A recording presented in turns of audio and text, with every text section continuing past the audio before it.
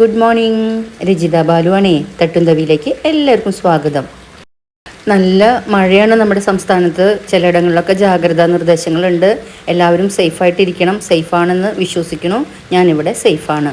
അപ്പോഴേ മഴയൊക്കെ പെയ്യല്ലേ, ഇന്ന് നല്ല ചൂടോട് കൂടിയിട്ടുള്ള ഉശിരൻ തക്കാളി ചോറ് വെക്കാമെന്ന് വിചാരിച്ചുട്ടാ ലഞ്ചിനെ. അപ്പോൾ എൻ്റെ തക്കാളി ചോറിൻ്റെ റെസിപ്പിയാണ് ഇന്ന് ഷെയർ ചെയ്യണേ. അതായത് ഇന്നൊരു കുക്കിംഗ് വീഡിയോ ആണ് കേട്ടോ. അപ്പോൾ നമുക്ക് നേരെ വീഡിയോയിലേക്ക് കിടക്കാം. ആദ്യം നമുക്ക് റൈസ് വേവിക്കാനായിട്ട് അതിനാവശ്യമായിട്ടുള്ള വെള്ളം തിളപ്പിക്കാൻ വയ്ക്കാം. ഞാനിവിടെ 2 കപ്പ് റൈസാണ് കേട്ടോ വെക്കണത്. അതായത് 4ഓളം പേർക്ക് അത് സെർവ് ചെയ്യാനായിട്ട് തികയും.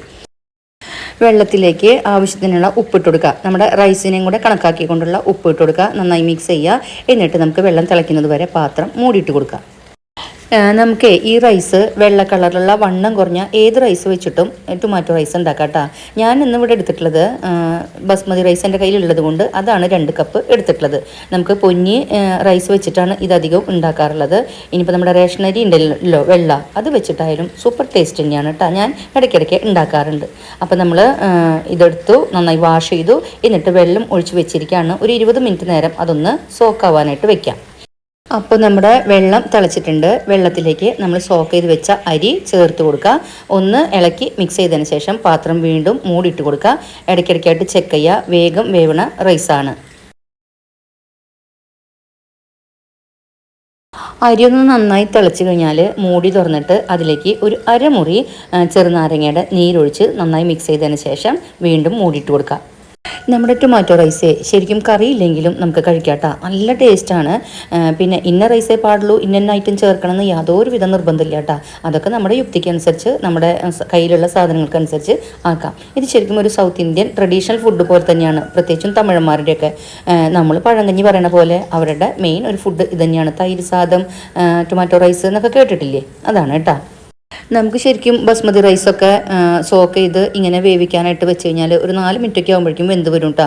അപ്പോൾ അത് ശ്രദ്ധിക്കണം. 85 to 90% വരെയുള്ള വേവ് മതി. അതായിന്ന് കണ്ടു കഴിഞ്ഞാൽ നമുക്ക് സ്റ്റവ് ഓഫ് ചെയ്യുക. എന്നിട്ട് ഇത് നന്നായിട്ട് വാർത്തെടുക്കുകയോ ഊറ്റിയെടുക്കുകയോ ചെയ്തിട്ട് ഫാനിൻ്റെ ചോട്ടിൽ പരത്തിയിടുക. നന്നായിട്ട് തണുക്കണം. 2 കപ്പ് തക്കാളി ചോറ് ഉണ്ടാക്കാനായിട്ട് ഞാൻ 2 വലിയ തക്കാളിയാണ് എടുത്തിട്ടുള്ളത്. ചെറുതാണെങ്കിൽ 3-4 എണ്ണം എടുക്കണം.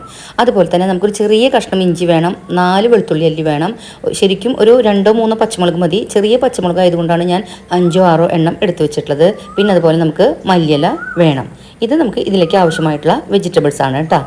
അതുപോലെ കറിവേപ്പിലും വേണം. പിന്നെ നമുക്ക് ഇതിലേക്ക് വേണ്ട മറ്റ് ഐറ്റംസ് ഇതൊക്കെയാണ് കേട്ടോ. ഉഴുന്ന്, കപ്പലണ്ടി, അണ്ടിപ്പരിപ്പ്, കടലപ്പരിപ്പ്, പിന്നെ നമ്മുടെ മസാലകൾ എന്തെങ്കിലും വേണമെങ്കിൽ ചേർക്കാം. ബേ ലീഫ്, കുരുമുളക് അങ്ങനത്തെ വേണമെങ്കിൽ ചേർക്കാം, നിർബന്ധമില്ല. ജീരകം, പിന്നെ നമ്മുടെ വറ്റൽമുളക്, അതുപോലെ തന്നെ മുളക് പൊടി, മഞ്ഞൾപ്പൊടി, പിന്നെ ഒരു പ്രത്യേക മസാലപ്പൊടിയും കൂടെ ഞാൻ ചേർക്കുന്നുണ്ട് കേട്ടോ. നമുക്ക് എല്ലാ ബിരിയാണി സെൻറ്ററിൽ നിന്ന് കിട്ടും. ടൊമാറ്റോ റൈസിന് വേണ്ടിയിട്ട് സ്പെഷ്യൽ മസാല വരുന്നുണ്ട് കേട്ടോ. അപ്പോൾ ആ മസാലയും കൂടെ ഞാനിവിടെ എടുത്തിട്ടുണ്ട്. ഇനി നമുക്ക് റൈസിലേക്ക് ആവശ്യമായിട്ടുള്ള മസാല തയ്യാറാക്കാം കേട്ടോ. അപ്പോൾ ഞാനൊരു ചീഞ്ചട്ടി അടുപ്പത്ത് വെച്ചു. ചൂടായപ്പോൾ അതിലേക്ക് 2 ടേബിൾ സ്പൂണോളം വെളിച്ചെണ്ണ ഒഴിച്ചു കൊടുക്കുകയാണ് കേട്ടോ. ഇഷ്ടമുള്ള കുക്കിംഗ് ഓയിൽ നമുക്ക് ചേർക്കാം. വെളിച്ചെണ്ണ ചൂടായി കഴിഞ്ഞാൽ അതിലേക്ക് അല്പം കടുകിട്ട് പൊട്ടിക്കുക. അതിനുശേഷം നമ്മൾ എടുത്തു വെച്ചിട്ടുള്ള കപ്പലണ്ടി, അണ്ടിപ്പരിപ്പ്, ഉഴുന്ന് പരിപ്പ്, കടലപ്പരിപ്പ് അതൊക്കെ വേഗം ചേർത്ത് കൊടുക്കുക. തീ ഏറ്റവും കുറവിലായിരിക്കണം കേട്ടോ, അല്ലെങ്കിൽ ഒക്കെ കരിഞ്ഞു പോകും. വറ്റൽമുളക്, അങ്ങനെ പൊടിയല്ലാത്ത എല്ലാ സാധനങ്ങളും നമ്മൾ എടുത്തു വെച്ചുള്ളത് ചേർത്ത് കൊടുക്കുക. അതിനുശേഷം നമ്മുടെ അരിഞ്ഞു വെച്ചിട്ടുള്ള സവാളയും കൂടെ ഇട്ട് കൊടുത്തിട്ട് സവാള നന്നായിട്ട് വഴറ്റി കൊടുക്കുക. സവാള വഴറ്റുന്ന സമയത്ത് നമുക്ക് ആവശ്യത്തിനുള്ള ഉപ്പും കൂടെ ചേർത്തിട്ട് വേണം വഴറ്റാനായിട്ട്. സവാള നന്നായിട്ടൊന്ന് വാടി വരുമ്പോൾ അതിലേക്ക് നമ്മൾ എടുത്തു വെച്ചിട്ടുള്ള ഇഞ്ചിയും വെളുത്തുള്ളിയും പേസ്റ്റാക്കിയത് ചേർത്ത് കൊടുക്കുക. പച്ചമുളക് ചേർത്ത് കൊടുക്കുക. നന്നായിട്ട് വഴറ്റി കൊടുക്കുക. സവാള നല്ലൊരു ബ്രൗൺ കളറിലേക്ക് മാറുന്ന ആ സമയത്ത് അത്രയും വാടി വരുമ്പോൾ നമുക്ക് അതിലേക്ക് മസാലകൾ ചേർത്ത് കൊടുക്കാം. നമ്മൾ പൊടികളൊക്കെ ഇടുമ്പോൾ തീ വളരെ അഡ്ജസ്റ്റ് ചെയ്യണം കേട്ടോ. അപ്പോൾ ലോ ഫ്ലെയിം, മീഡിയം ഫ്ലെയിം അങ്ങനെയൊക്കെ നോക്കിയിട്ട് തക്കാളി അതുപോലെ ചേർക്കുന്ന സമയത്ത് ഹൈ ഫ്ലെയിമിലിടുക. തക്കാളി തിളച്ച് കഴിഞ്ഞാൽ നമ്മൾ ഈ പറഞ്ഞ പോലെ മീഡിയത്തിലിടുക. പിന്നെ നമ്മൾ മൂടി ഇടുന്ന സമയത്ത് ഏറ്റവും ലോ ഫ്ലെയിമിലിടുക. അങ്ങനെ അഡ്ജസ്റ്റ് ചെയ്തിടാൻ മറക്കരുതേ.